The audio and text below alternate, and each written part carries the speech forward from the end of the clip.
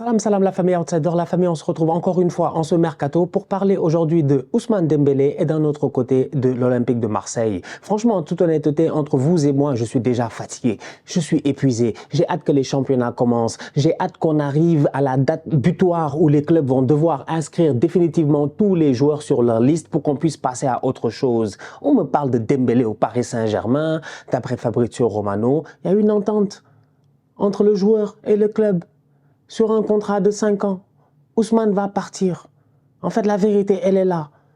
En même temps, j'apprends que dans le contrat de Ousmane Dembélé, il y a une clause qui, en date d'aujourd'hui, je dis bien en date d'aujourd'hui, permet au Paris Saint-Germain d'acheter Ousmane Dembélé à 50 millions. Cette clause-là, demain, elle passe à 100 millions. Si le PSG achète Ousmane Dembélé aujourd'hui à 50 millions, c'est-à-dire aujourd'hui, là, maintenant, le 31 juillet, avant minuit, donc du coup, avant le 1er août, Ousmane Dembélé touche 25 millions. En fait, on a tous raté nos vocations, on devait être agent. je vais être agent. Je vais être agent. Parce que les clauses que les gars mettent, mais c'est des clauses de bandits. C'est incroyable. Voilà. Voilà où on en est aujourd'hui. Ousmane Dembélé en partance pour le Paris Saint-Germain pour un montant possible, soit de 50 millions, soit de 100 millions, soit une négociation. Voilà où on en est aujourd'hui dans le cas Ousmane Dembélé. Mais apparemment, Ousmane lui-même, il s'est déjà entendu avec le Paris Saint-Germain, il est prêt à partir. Je suis désolé. Ousmane a le droit de faire ce qu'il veut. Mais si je me rappelle bien, en 2022, c'est-à-dire il y a à peu près un an, un peu plus d'un an, le contrat d'Ousmane Dembélé a été renouvelé. Ça avait été compliqué. Son agent était venu ici nous parler de salaire de 20 millions. Mais c'est ce qu'on nous avait dit, des salaires quand même mirobolants. Je ne sais même pas c'est quoi le mot, sincèrement. Mais des salaires flamboyants. Et 20 millions pour Ousmane Dembélé, Dembélé. Non, Ousmane, on l'aime bien, c'est pour ça qu'on lui parle comme ça, on l'adore. Mais Ousmane, franchement, Ousmane de l'infirmerie, Ousmane blessé, Ousmane n'a pas eu le temps de jeu qu'il fallait. Et son agent, au moment du renouvellement de contrat, avait demandé un montant qui était juste faramineux. Il y a eu des négociations. Finalement, les gars ont réussi à s'entendre. Le plus important dans tout ça, c'est que Xavi, quand il est arrivé, maître de son nouveau projet, dès le début, il a dit qu'il compte sur Dembélé. Dès le début, il a dit que Dembélé est un joueur qui est essentiel. Et la dernière fois, après le Classico, il a dit que Dembélé est un joueur qui est fondamental. Quand Xavi dit que tu es fondamental, d'habitude, tu restes demander à Sergio Busquets. Les fans du Barça ne me laisseront pas mentir. Dès qu'il dit que tu es fondamental, tu es foutu. Xavi compte sur Dembélé. Xavi croit en Dembélé. Il sait que Ousmane Dembélé a je dirais pas un potentiel, mais Ousmane Dembélé peut lui rapporter énormément sur une saison. Mais aujourd'hui, il va se barrer. En fait, il n'y a pas grand-chose à dire à part ça, en fait. Ousmane va partir au Paris Saint-Germain, sûrement. La question, c'est de savoir à quel montant. Combien le Barça va-t-il réussir à récupérer? Moi, c'est plus dans le fait que je m'y attendais pas. Donc, du coup, ça me surprend, moi. Donc, j'imagine que ça surprend aussi peut-être les fans du Barça. Moi, je pensais que Dembélé allait rester. Je pensais que Dembélé allait vraiment, voilà quoi, aller continuer à essayer de performer. Parce que la première partie de son premier contrat n'est pas bonne. Il est arrivé, ça a été compliqué, on n'a pas oublié. Machin PlayStation, je dors tard, j'arrive en retard, mais on était là. En fait, les fans du Barça ont continué à croire au boy. Tout le monde aime Ousmane Dembélé. En fait, la vérité, elle est là, c'est que Dembélé, on l'aime bien. Il est drôle, il est sympa, il est cool. C'est un boy, tu sens que vraiment, moi, c'est comme tous mes potes, quoi. Donc là, en ce moment, tu te dis, mais au Barça, ils lui ont donné quand même. Ils ont eu confiance en lui, ils lui ont peut-être pas donné le salaire qu'il voulait, etc. Mais ils ont fait les efforts qu'il le fallait. Et aujourd'hui, il va se barrer, faire une offre. Il a ce droit-là. Maintenant, d'un point de vue froid, j'ai envie de dire aux fans du Barça, mais profitez-en, récupérez le maximum d'argent que vous pouvez récupérer et continuez à construire. Ousmane Dembélé est arrivé au Barça il y a très très longtemps. Ça a pris du temps pour qu'il réussisse à performer. Ces 2 dernières saisons ont été certes bonnes, mais il y a eu encore une fois des blessures. Donc du coup, aujourd'hui, qu'est-ce que tu veux? Qu'est-ce que tu veux? Est-ce que tu prends le risque de retourner encore sur une nouvelle saison alors que tu sais très bien que les 120 millions que tu avais payés, tu l'as déjà amorti depuis longtemps? C'est fini ça. Oublie. Prends tes 50, prends tes 60, prends tes 70, garde ton AB, va recruter un autre boy. Laisse-le au Paris Saint-Germain, il va aller au PSG, ça c'est une autre histoire, je vais en parler. Mais pour moi, au niveau du Barça, c'est ce que moi j'aurais fait, c'est comme ça que je l'aurais senti en fait. Il n'y a pas de sentiment à avoir en fait. Le boy, il veut partir, il a eu le contrat qu'il veut de 5 ans avec le PSG. D'après toutes les informations qu'on nous donne aujourd'hui en ligne, c'est terminé. Il n'a qu'à se barrer maintenant que le Barça récupère de l'argent et que le Barça continue à travailler, à se reconstruire. That's it. Et on avance. Et on passe à autre chose. Maintenant, Dembélé au Paris Saint-Germain, ça peut être intéressant. Dans le projet de Luis Enrique, c'est fort intéressant, ça fait énormément de sens. La question, c'est de savoir, est-ce que le PSG va récupérer le même Dembélé du Barça, donc qui possiblement peut se blesser, qui possiblement peut rater une partie importante de la saison. Et d'un autre côté, comment est-ce que Ousmane Dembélé va évoluer au courant des prochaines années? C'est ça, en fait, Dembélé au Paris Saint-Germain maintenant. Mais le PSG, ils sont prêts à prendre le risque. Ça étonne qui? Ça étonne qui? Ça veut dire que s'il y avait un risque, s'il y a un risque, un club qui est prêt à prendre ce risque-là, si ce n'est pas le PSG, ils font que ça, prendre des risques. Eux, ils aiment les risques, je ne comprends pas. De tous les joueurs qu'il y a aujourd'hui, je dis bien. Non, mais il y en a beaucoup. Hein. Je vous dis, il y a beaucoup de joueurs. C'est Ousmane, ils ont dit qu'ils vont aller prendre. Ousmane peut performer, peut être au top. Mais il y a un risque avec Ousmane. Ça, on ne peut pas le nier, en fait. Parce qu'on était là, on a vu. Mais Paris est prêt à prendre ce risque-là. Donc, du coup, si Ousmane Dembélé réussit à performer à la hauteur à laquelle il a performé ces dernières années, c'est sûr qu'en Ligue 1, il va encore une fois s'éclater. En Ligue 1, à 18 ans, il les a bluffés. À 18 ans, il les a tous bluffés. Il était là à faire les crochets à gauche, les crochets à droite, à dribbler les gens, tout ça, etc. Il était juste exceptionnel en Ligue 1 déjà, très très jeune. Donc du coup, c'est pas aujourd'hui, je pense qu'il va arrêter de performer. Donc du coup, moi, je ne m'inquiète même pas pour Ousmane Dembélé au Paris Saint-Germain. Ça ferait du sens. À voir si le projet PSG fait du sens, ça c'est autre chose. À voir si ils vont gagner à la fin la Ligue des Champions ou quoi que ce soit, ça c'est autre chose. On ne peut pas s'avancer sur ça juste parce que Dembélé arrive. Mais offensivement parlant, dans une équipe qui va sûrement perdre Mbappé et qui pour le moment n'a pas encore recruté autre que Marco Asensio et bon, Kang Lee-in, j'ai envie de dire que ouais, Ousmane, c'est un autre ailier donc. On va voir ce que ça va donner. J'ai vu la dernière fois un gros débat en ligne qui était assez intéressant. C'était suite à la vidéo de Willou. C'était de savoir en réalité l'évolution de Dembélé. En fait, Dembélé va devenir comment? Ça fait Dembélé, il peut évoluer, il peut devenir plus fort, oui, non, etc. On ne sait pas. On ne sait pas. Il n'y a que Dieu qui sait. Peut-être que demain, Dembélé, il va arriver et puis ça va être le prime du prime du prime. Là, le problème, il est simple, c'est qu'on peut se baser sur des tendances. On peut se baser sur ce qu'on a eu l'occasion de voir. Et sur ce qu'on a eu l'occasion de voir jusqu'à présent, Ousmane Dembélé n'est pas rassurant. Pourquoi? Parce que dans son évolution, je suis désolé, il y a quelque chose qui doit...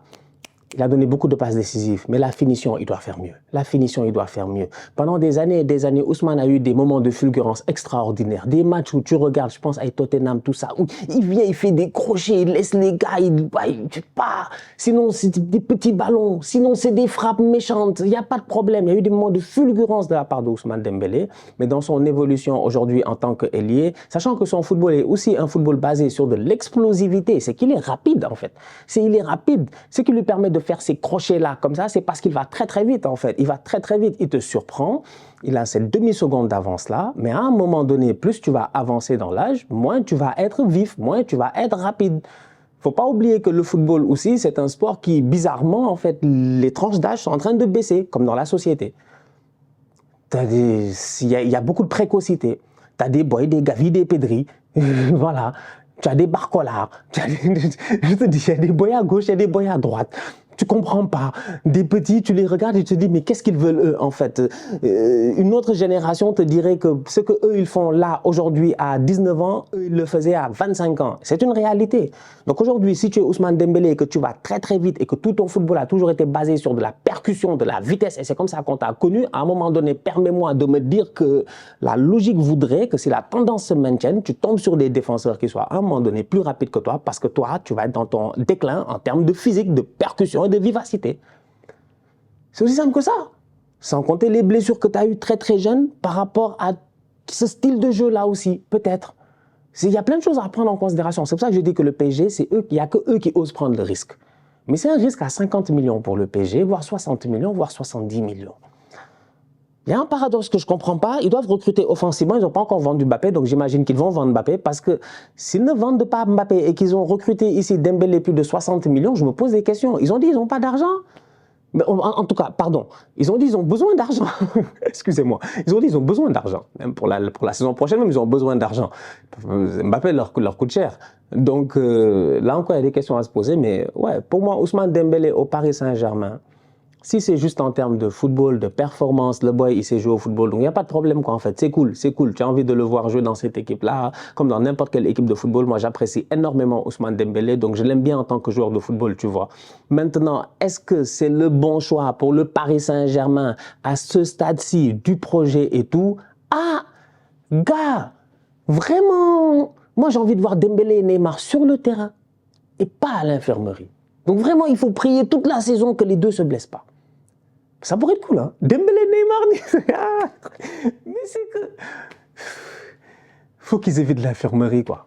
Faut qu'ils évitent l'infirmerie. Pablo Longoria est en train de travailler et pour le moment, il est en train de très très bien travailler. La vérité, elle est là, c'est que l'Olympique de Marseille, ils sont en train de se gérer. L'Olympique de Marseille a des tours préliminaires de Ligue des Champions à jouer pour se qualifier en Ligue des Champions. Et là où c'est intéressant, c'est que c'est un club qui, moi, personnellement, Marseille, je ne fais pas confiance. Moi, je connais Marseille, j'ai la famille là-bas, tout ça, c'est des bandits. C'est des bandits, je ne fais pas confiance à Marseille. Quand on a dit tour préliminaire de Ligue des Champions, je me suis dit, oh, c'est mort. Oh, c'est mort. C'est mort. Comment tu les réveilles au mois de juillet, au mois d'août, à Marseille? Ils ne sont pas réveillés. Des fois, ça leur prend un peu de temps. En fait, moi, j'avais peur. Je me suis dit, un déplacement compliqué, c'est ce qui va se passer sûrement. Un déplacement compliqué à gauche, à droite, tu reviens, un match à l'extérieur, etc.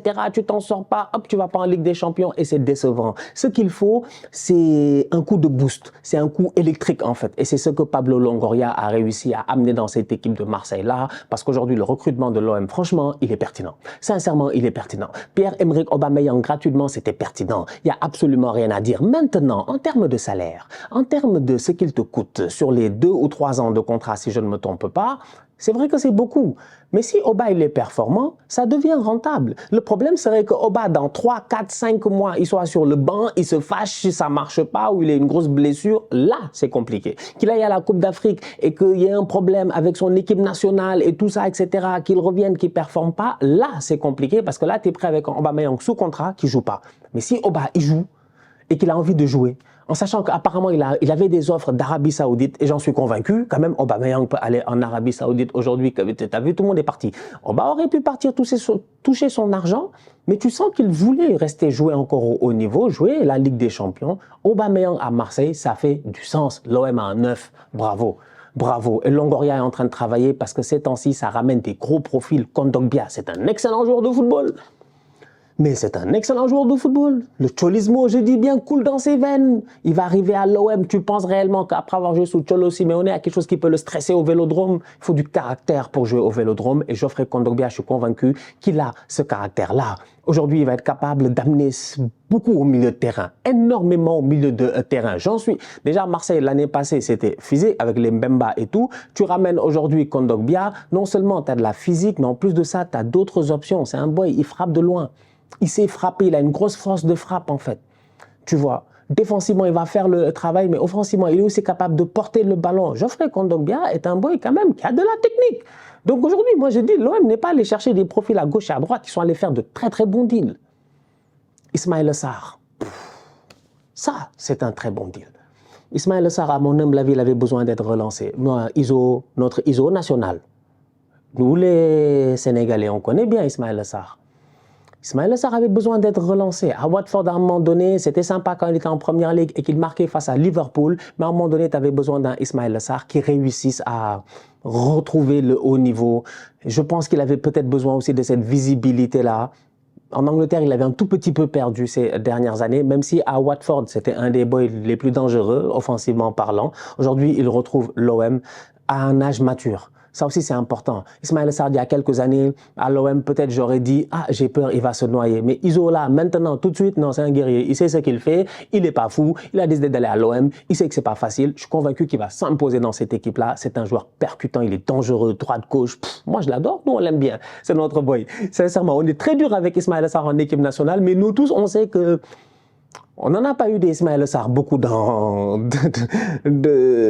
n'a pas eu beaucoup de boys aussi forts qu'Ismaïla Sarr en fait ces dernières années en équipe nationale. Franchement, quoi, tu enlèves Sadio Mané et tout ça pour les ailiers, mais c'est lui. C'est lui en fait, c'est lui. Donc à Marseille, normalement, ça devrait marcher. J'ai hâte de voir ce qu'il va donner cette année. Lui aussi, j'espère qu'il il va éviter les blessures pour être capable de performer. Non, c'est chaud, hein. Aubameyang, Ismaïla Sarr, Iliman Ndiaye. En fait, Longoria, c'est quoi? Longoria, il veut jouer la CAN. Je ne comprends pas. Je ne comprends pas. Une attaque sénégalo-gabonaise. C'est un truc de fou. C'est un truc de fou. Iliman Ndiaye, top player, Starboy. C'est notre boy. On l'appelle Starboy. Non, sincèrement, moi, Iliman, c'est... Non, mais il est trop fort. Il est trop fort. C'était son rêve.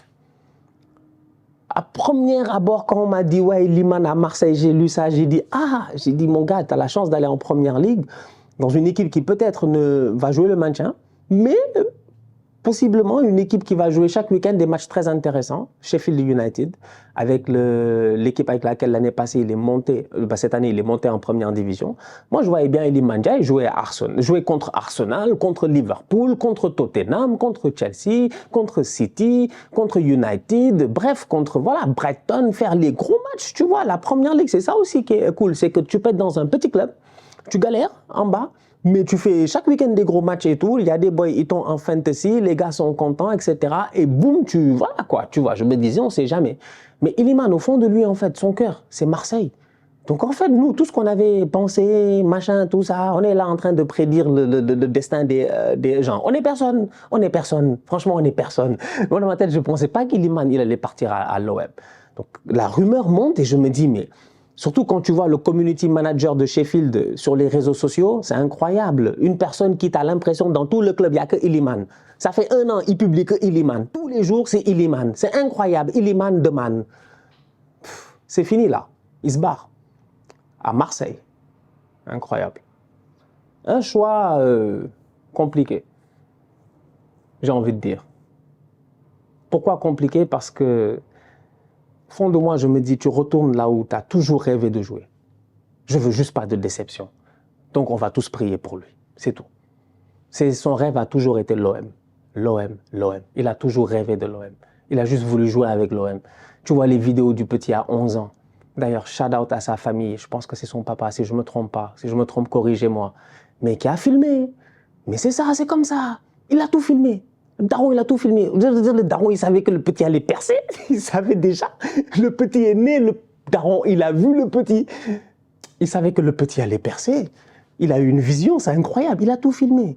Mais des moments extraordinaires. Iliman Ndiaye qui est là, qui est tranquille, en train d'aller voir un match de l'OM en costume, il est tout heureux. Il est là en train de faire des freestyles devant le stade ou je sais pas où. Il y a plein de gens qui sont là et tu l'entends parler. Tu te dis, mais c'est ça. Un petit sujet, verbe, complément. Moi, j'adore. Vous-même, vous savez, moi, j'adore ça. Des petits qui savent bien parler, c'est clair. Quand tu parles, on te comprend. Parce que le but de parler, c'est de se faire comprendre. Moi, je ne suis pas là pour parler dans le vide. Si je parle, c'est parce que pour que tu me comprends.